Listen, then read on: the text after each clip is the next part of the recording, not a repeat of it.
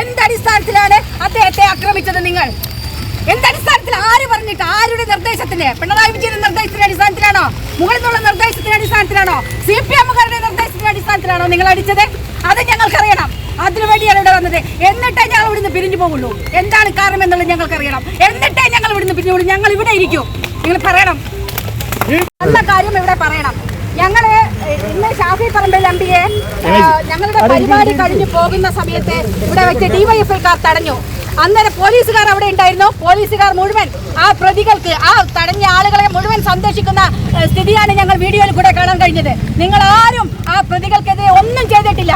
അവർക്ക് ചെയ്യാനുള്ള എല്ലാ സൗകര്യങ്ങളും ചെയ്തു കൊടുത്തു. പക്ഷേ ഷാഫി പറമ്പിൽ വളരെ കൃത്യമായിട്ട് അവിടെ ഇറങ്ങി നിന്ന് കാര്യങ്ങൾ നീക്കിയതുകൊണ്ട് മറ്റു സംഘർഷങ്ങളില്ലാതെ പോയി.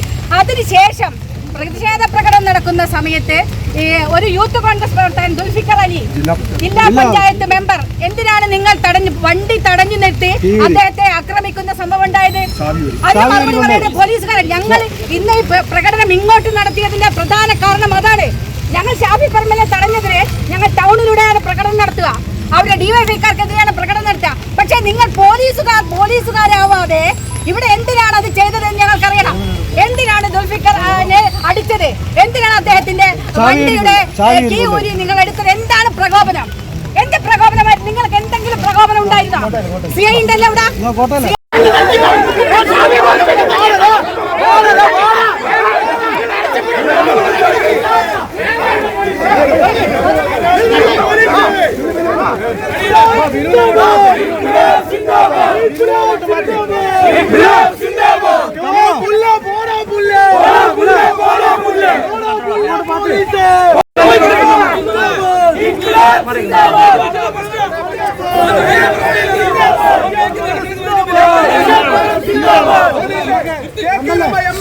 നേതൃത്വം കൊടുത്തുകൊണ്ടാണ് ഈ മാർച്ച് നടക്കുന്നത്.